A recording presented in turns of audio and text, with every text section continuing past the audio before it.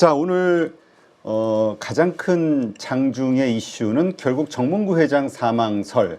이게 결국 뭐 현대차 그룹에서 이거 사실 무근이다 이렇게 해서 이제 그 루머로 해프닝으로 끝난 것 같은데 일단 요 일련의 상황 좀 한번 설명해 주시죠. 네, 일단은 뭐 조금 찌라시가 좀 돌았었죠. 이제 사망했다라는 그런 뉘앙스가 나오는 내용들이 나오면서 시장에서 그렇게 됐을 때는 과거 이제 현대차 그룹에서의 이런 지배구조의 이슈가 있다 보니까 바로 현대 모비스와 글로비스 쪽으로 좀 수급이 쏠렸다라고 보시면 될 것 같습니다. 이게 장 초반부터 바로 일어난 일이어서 사실상 이제 다양한 내용들이 좀 나왔고요. 그러다가 이제 좀 소문이 도는 내용들이 체크가 되면서 이게 이제 뭐 인베스터 데이라든지 기타 뭐 현대차 관련된 뭐 인도에 대한 뭐 이런 시장이라든지 아니면 미국 시장이라든지 이런 것들을 제외하고 현대차 내부의 이런 이슈구나 정도로 이제 조금 집중이 되면서 수급의 급등 흐름들이 나타났습니다. 과거부터 이제 출자 구조에 대한 문제들이 좀 있었고 그거를 끊어내려고 노력을 했었지만 그게 결과적으로 잘 진행이 되지 않았거든요. 그러다 보니까 이쪽으로 좀 수급이 쏠렸다라고 이해를 해보시면 좋을 것 같습니다. 네. 그러면서 떠오른 종목들이 저는 조금 제가 생각했던 종목은 이 이슈에 좀 해당이 안 돼서 의아했었는데 어쨌든 이제 현대글로비스 그다음에 네. 현대모비스가 떠오른 것 같아요. 네. 근데 좀 다른 각도에서 보면은 지금의 이 이슈는 뭐 언젠가는 나올 이슈 아닙니까? 그렇죠. 이거 참 생존에 계신 분을 이렇게 말씀드리긴 좀 죄송합니다만 어쨌건 사람은 다 누구나 다 나이가 어느 정도 되면 다 그렇게 되니까. 그렇죠. 그렇다고 봤을 때 이 현대모비스와 글로비스에 대해서 우리가 지금 투자의 관점으로 좀 뭔가 그 새로운 시각을 가져야 될 이유, 필요가 있을까요? 만약에 그거를 전제로 깔고 간다라고 한다면 아무래도 이제 모비스 쪽이 조금은 더 이제 이벤트가 되지 않을까라고 생각을 합니다. 일단 출자 구조 자체가 현대 모비스, 현대차, 기아, 현대 모비스 이렇게 이제 순환 출자 구조로 되어 있기 때문에 가장 이제 그 부분에서 영향을 많이 받는다라고 보시면 좋을 것 같고 결국엔 그 부분이 또 글로비스까지 연결이 되기 때문에 이제 1순위, 2순위로 같이 움직인다라고 보시면 될 것 같거든요.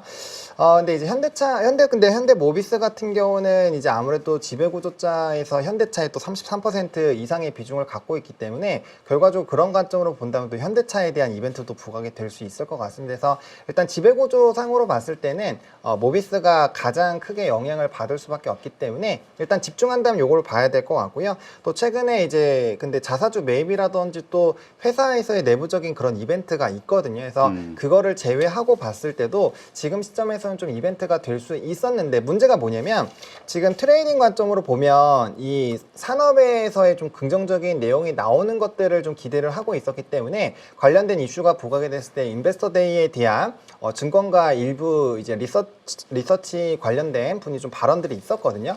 근데 이렇게 다른 뉴스로 수급이 쏠리면서 급등이 나와 버리면 그 이슈가 나오더라도 이게 발목을 좀 잡을 수가 있는 상황이에요. 왜냐면 지금 현재 상황은 사실 무근으로 끝났기 그렇죠. 때문에 사실상 이 수급은 어떻게 보면 좀 발목이 잡혀 있다라고 봐야 되거든요. 나중에는 뭐 진행이 되겠지만 지금 시점에서는 그런 부담감이 있어서 제가 봤을 땐 다음 거래일에는 좀 쉽지 않은 흐름이 나올 확률이 좀 높지 않을까라고 일단 생각하고 있습니다. 네. 근데 참 이번 기회에 그 네. 수급을 보니까 현대글로비스 같은 경우는 개인이 9만 주 팔고 기관이 10만 주를 사버렸고 네. 그 다음에 현대모비스 같은 경우는 개인이 한 29만 주 팔고 기관이 34만 5천 주를 샀어요. 네. 그러니까 이걸 보면서 느끼는 거는 오히려 오늘 올랐을 때 기관한테 물량을 개인들이 넘겼네라는 생각 하나. 그렇죠. 그 다음에 이런 이슈가 터졌을 때 기관이 사는 종목이 뭔가가 이번에 들통난 거 아니냐.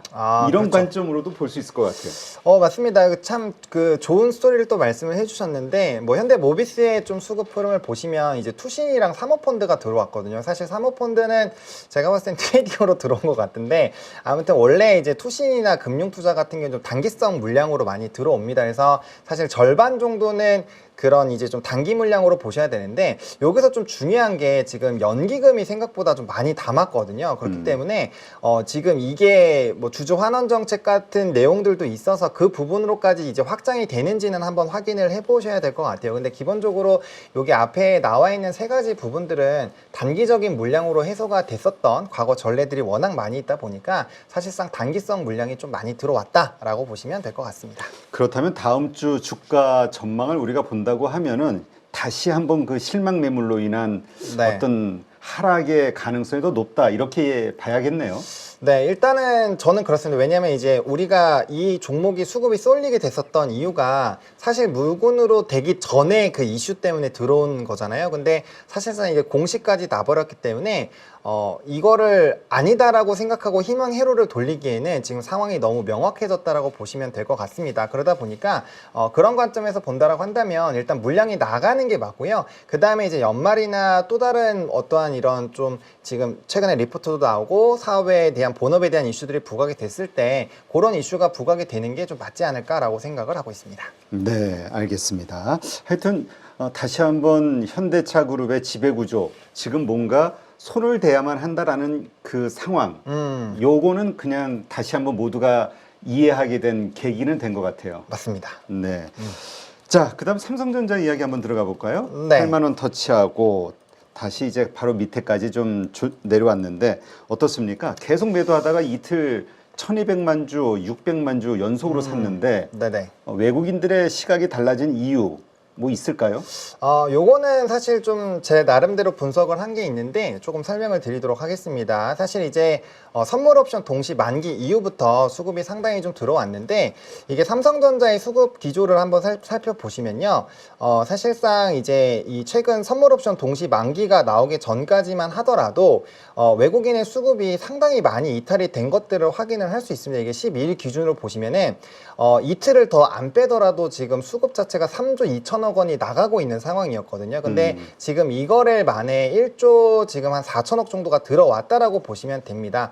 근데 이제 우리가 어떻게 해석을 해야 되냐면 선물 옵션 동시 만기일 때 이제 롤오버 물량이 계속적으로 나오고 있었던 상황이거든요. 그렇기 때문에 사실상 이제 이 선물 옵션 동시 만기에 따른 6월물에서 9월물로 물량이 넘어가고 있는 상황이었는데 그게 우리나라 지수에 대한 배팅을 같이 들어오기 때문에 시장에서 수급 이탈이 좀 상당히 있었습니다. 그래서 기간별로 보면 삼성전자가 3조 3천억 원이 이탈이 됐고 시장 전체적으로 봤을 때는 거래소에서 같은 기간 동안 1조 8천억 원의 수급이 나갔거든요. 근데 선물의 수급 자체가 베이시스 차가 1.5에서 2 정도 이상 유지가 되면 선물의 대량 매수들이 들어오는데 그때마다 항상 있었던 패턴이 삼성전자가 55%에서 65%의 수급을 최근에 가져갔습니다. 이거는 올해 1월 1일부터 6월 달까지 수급 기조에서 이제 삼성전자가 1조 이상 담았을 때 그런 선물의 매수 흐름들을 살펴보시면 되는데 거의 60% 정도가 평균치예요. 그러면 이번에 선물 옵션 동시 만기를 통해서 수급적인 회복이 된다라고 가정을 했을 때 삼성전자가 1조에서 1조 2천억 원 들어와 줬어야 되는 부분이거든요. 네. 그렇기 때문에 선물 매수가 대량으로 들어오게 되면서 거기에 따른 외국인 현물이 들어오게 됐고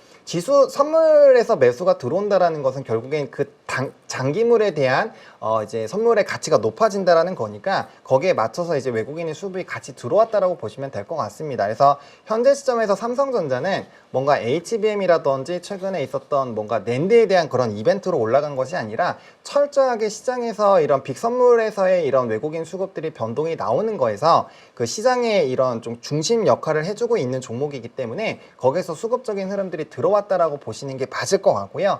그렇기 때문에 이제 다음 주부터 중요하게 우리가 체크를 해야 되는 게 FOMC라든지 CPI라든지 PPI 같은 좀 중요한 이벤트가 이미 마무리가 됐고 네. 그러면 이제 본격적으로 다시 실적 시즌과 이제 또 배당 시즌이 또 오게 되거든요.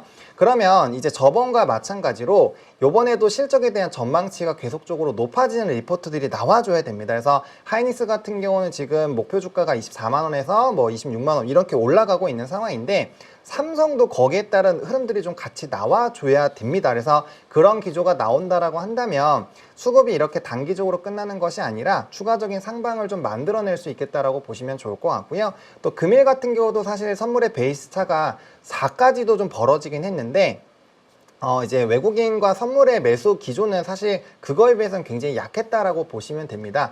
근데 그거는 이제 지금 만기까지가 시간이 상당히 많이 남아있기 때문에 이론 베이시스와 시장 베이시스 간의 이런 이론 계리율이 좀 상당히 나왔기 때문에 아직까지는 이게 강력한 콘덴고라고 보기에는 조금은 좀 힘이 약하다라고 보시면 될 것 같고요. 다만 다음 주부터는 이런 야간 선물에 대한 흐름과 같이 본다라고 했을 때 충분히 롱에 대한 이슈가 나올 수 있기 때문에 일단 수급적인 변화는 조금은 더 긍정적으로 나아갈 수 있다라고 해석을 해보시면 좋을 것 같습니다. 네.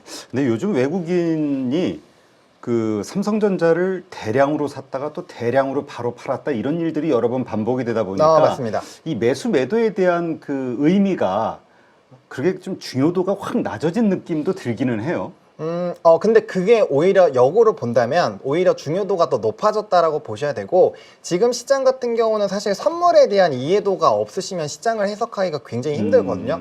왜냐하면 갑자기 뭐 큰 이슈가 없는데, 삼성전자에서 특별한 이슈가 없는데 갑자기 선물이 대량 매도가 나오고 외국인이 막 1조 이상 던지는데 거의 대부분이 삼성전자에서 나가니까 그렇죠. 삼성전자에서 이거 무슨 일이 있는 거 아니야, 이렇게 좀 착각을 하게 되고, 문제가 뭐냐면 삼성전자가 만약에 HBM에서 굉장히 잘하고 있었다라면 그런 거가 에이 뭐야 이거 그냥 수급 플레이네 이렇게 생각을 할 수가 있겠지만, 지금은 이제 HBM에서 어떻게 보면 좀 미운오리 새끼 역할을 해주고 있는 상황이잖아요. 그러다 보니까 이게 HBM이 안 좋아서 그런가, 미국 기술주들은 계속 약진하고 있는데 우리나라 반도체는 왜 이러지, 이렇게 생각을 하게 되면서 수급에서 자꾸 물음표가 생기는 그런 상황이 발생을 했다라고 보시면 됩니다. 근데 요거를 좀 더 이해를 해보려면은 삼성전자와 하이닉스 수급을 동시에 생각을 하셔야 되는데, 화면 좀 보시면요, 삼성전자가 굉장히 이탈이 많이 나올 때 이제 하이닉스의 수급 흐름을 보면은 오히려 매수가 굉장히 많이 들어온 것들을 확인을 하실 수가 있어요. 보시면 지금 누적 한 달 동안 2조 6천억이나 들어왔잖아요. 그러니까 삼성전자가 3조 이상 나갈 동안에 하이닉스가 대거 들어왔다라는 것은 시장에서의 참여자들은 지금 반도체 자체는 굉장히 긍정적으로 보고 있다라고 보시면 돼요. 왜냐면 HBM이 물론 엔비디아 발로 굉장히 강하게 움직이고 있어서 주도주로 SK 하이닉스가 주목을 받고 있지만, 실적 시즌이 다가오고 또 낸드에 대한 긍정적인 얘기가 나온다라고 했을 때 레거시 업체 쪽에서는 뭐 당연히 삼성전자의 덩어리가 굉장히 크기 때문에 그걸 배제하고 얘기할 수가 없거든요. 그러면 실적적인 측면에서는 하이닉스도 좋아지고 삼성전자도 좋아지는 상황인데, 주가가 밑으로 많이 떨어져 있는 게 삼성전자이기 때문에 사실 그런 매력도로 본다면 삼성전자도 수급이 들어와야 정상이라는 겁니다. 근데 하이닉스가 매수가 계속 들어오고 있음에도 불구하고 삼성전자가 이탈이 됐다라는 것은 결국엔 파생에서의 이런 이제 빅 선물에 대한 차이가 발생이 되면서 이게 지수단에 영향을 주면서 동시 기계적으로 삼성전자의 지분을 팔았다라고 보시는 게 맞습니다. 왜냐하면 삼성전자가 차지하고 있는 비중 자체가 시장에서 굉장히 20%가 넘잖아요. 그러다 네. 보니까 그런 부분에서 삼성전자가 좀 자유롭기는 좀 쉽지 않았다라고 보시면 될 것 같습니다. 네, 그렇다면 이제 외국인의 그 대량 매도 이제 앞으로는 좀 안 나올 가능성이 좀 높아진 건가요?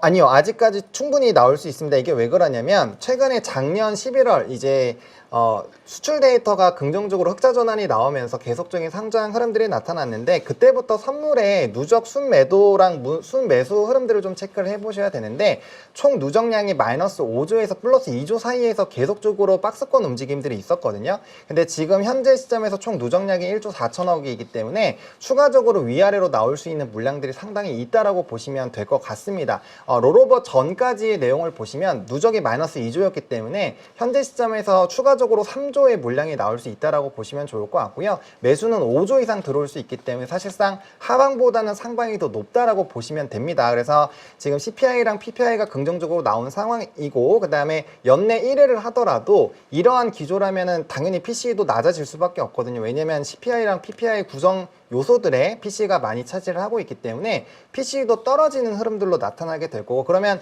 당연히 연내 1회 인하를 하더라도 그 다음 해에 더 많이 인하를 하겠다라는 기대감이 생기면 미국의 기술주들이 약전이 생기면서 우리나라 시장에서도 롱 포지션을 잡는 사람들이 많아지게 된다라는 거죠. 그래서 그런 관점에서 본다면 추가적으로 이제 수급적인 기조는 더 좋아질 수 있지만, 지금까지 그런 흐름들이 안 나온다라고 보기에는 아직까지 이런 매수의 총 누적량을 봤을 때는 조금 부담스럽다라고 보시면 될 것 같습니다. 네, 그렇군요.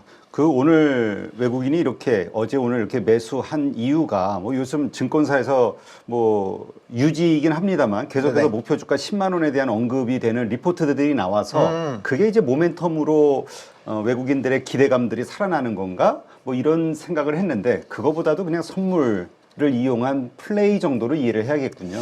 그렇죠. 지금 물론 이제 그런 긍정적인 리포트가 나오는 것도 상당히 좀 기대가 되고 있는데, 그거는 이제 추가적으로 더 목표 주가가 상향이 되는 것들을 좀 보셔야 될 것 같아요. 왜냐면 실적 가이던스 자체가 높아지게 되면 거기에 이제 선행 PER이나 이런 식으로 목표 주가를 산출을 하기 때문에 EPS나 PER 기준으로 보통 목표 주가를 산출을 하죠. 그렇기 때문에 실적이 좋아지게 되면 거기에 따라서 목표 주가를 더 올리게 됩니다. 그러면 지금 반도체의 핵심이 1년 뒤의 거를 지금 끌고 오느냐 2년 뒤로 끌고 오느냐에 따라서 사실 실적에 대한 전망치가 굉장히 달라질 수 있고 거기에 따른 목표치가 굉장히 달라질 수 있다라고 보시면 될 것 같고요. 그런 관점에서 본다라고는 지수 상단도 굉장히 좀 커질 수가 있습니다. 만약에 1년 반 정도 뒷걸로 끌고 오면요.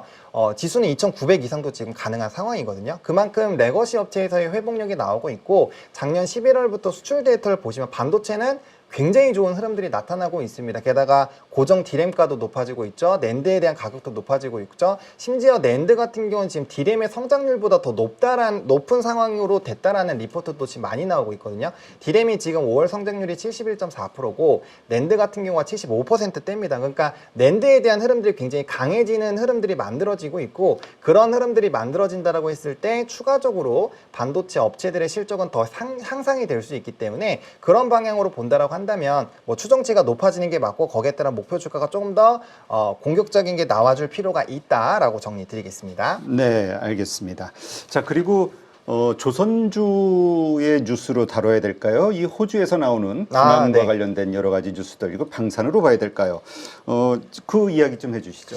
네, 일단 그 두 가지 동시에 좀 보셔야 된다라고 말씀을 드리겠습니다. 일단은 이제 바다와 연관이 되어 있는 거고 지금 입찰을 하고 있는 회사도 HD 현대중공업과 하나오션입니다. 그러다 보니까 사실 이게 조선으로 봐야 되나 그래서 방산으로 봐야 되나 좀 헷갈리실 수 있는데 기본적으로 이런 그 바다에서의 이런 함수정을 만드는 그런 업체들을 주목을 해서 보시되 대신에 여기에서 수주가 잘 나오게 되면 또 전반적인 수주 방산에 대한 기대감이 높아질 수가 있거든요. 그렇기 때문에 선순위는 일단 조선 쪽으로 보시는 게 맞고요.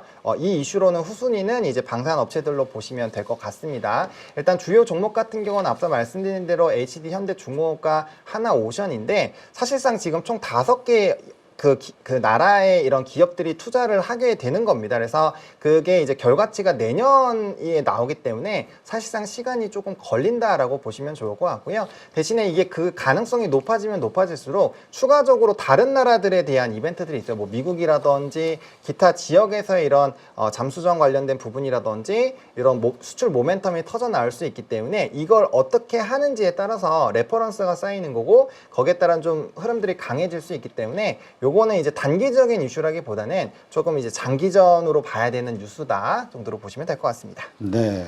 하긴 하나오션 이전이 이제 대우조선이었을 때 네. 이게 뭐 중국으로 그때 워낙 기업이 어려웠을 때 중국으로 넘기냐 마냐 이런 얘기가 그렇죠. 나왔을 때 예. 한국이 잠수함 기술, 뭐 군함 기술 뺏긴다, 뭐 이런 이슈들이 부각됐던 게 떠오르네요. 맞습니다. 그래서 사실 우리나라에서 잠수정 기술이나 이런 것들을 뺏기게 됐을 때는 상당히 좀 큰 문제가 될 수 있습니다. 왜냐하면 어쨌든 조선 쪽에서 빅3 기업들이 좀 사실 상당히 좀 잡고 있는 상황이기 때문에 그 기술력에 대한 노출이 나오는 것은 상당히 좀 부담스럽다라고 보시면 좋을 것 같고 대신에 현재 시점에서는 이제 그런 걱정을 안 하셔도 될 정도이죠. 왜냐면 우리나라 조선업 같은 경우가 이제 뭐 저가선에 대한 흐름들로 본다라고 한다면 여전히 이제 중국 쪽에서 좀 힘든 흐름들이 나타나고 있지만 이제 고부가선으로 넘어가게 되면 아예 스토리 자체가 달라지거든요. 일단 LNG선에서는 우리나라가 전 세계의 70% 이상을 일단 독점을 하고 있는 상황이고 차기 이제 더 비싼 고부가선으로 놀리고 있는 암모니아선 같은 경우는 올해 연초부터 수주를 거의 싹쓸이 하셨다고 보면 됩니다. 그리고 25년에 거기에 따른 완벽한 기술이 또 나올 것이기 때문에 사실상 우리나라가 고부가선을 꽉 잡고 있다라고 보시면 될 것 같고요. 그다음 조선업에서 좀 문제가 됐었던 인력 부분도 최근에 산업 리포트를 보시면 작년 대비했을 때 6% 정도 인력이 다시 늘어났어요. 이게 뭐 단기적으로 끝났다라고 보기는 어렵지만 하락세에서 다시 증가세로 바뀌었기 때문에 추가적으로 인력에 대한 흐름들도 상당히 좋아질 수 있다라고 보시면 좋을 것 같습니다. 게다가 뭐 조선가 계속적으로 높아지고 있죠. 그 다음에 국제회사기구에서 계속적인 환경 규제를 하고 있기 때문에 결국에는 고부가선 탈탄소로 가는 방향으로 갈 수밖에 없고요. 그건 지금 중국 업체가 우리나라를 따라올 수가 없거든요. 그래서 그런 부분에서 상당히 좋은 흐름들이 나타날 텐데 조선업에서 투자하실 때 가장 조심해야 되는 거 단 하나입니다. 산업의 사이클이 길어요. 그렇기 때문에 투자하실 때 너무 단기적으로 결과치를 보시려고 하면은 이게 너무 힘들어질 수 있다라는 겁니다. 그래서 헤비테일 산업군이라는 걸 꼭 기억하시고 산업의 사이클에 따라서 좀 투자를 하실 필요가 있다라는 것까지 좀 첨언을 드리겠습니다. 네, 알겠습니다. 그러면 조선, 그다음에 방산 이걸 좀 토탈을 해서 네. 타픽이 무엇일지 좀 갑자기 궁금해지네요. 아, 타픽이요? 제 타픽은 LIG 넥슨입니다. 아, 하나오션이 아니군요. 네.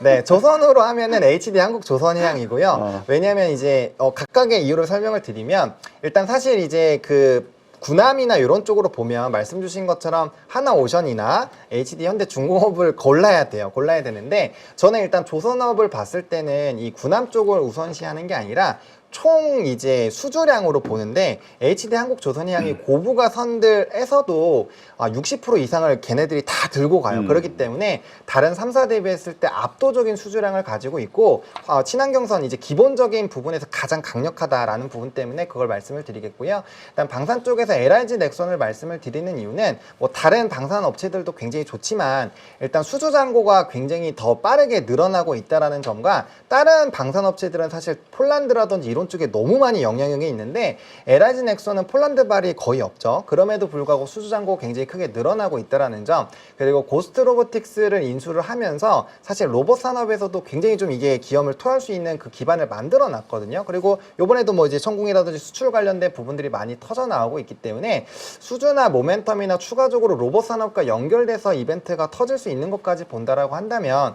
LIG 넥슨이 가장 매력적이지 않을까라고 생각을 하고 있습니다. 네, 갑자기 한 1년 전인가, 2년 전인가 이선엽 이사의 그 멘트가 떠오르네요. 미사일은 소모품이라고. 맞습니다. 계속 쌓아야 되니까. 네, 계속 쌓아야 되니까 아무래도 이제 구독 경제화가 될 확률이 굉장히 높다고 생각합니다. 네, 알겠습니다.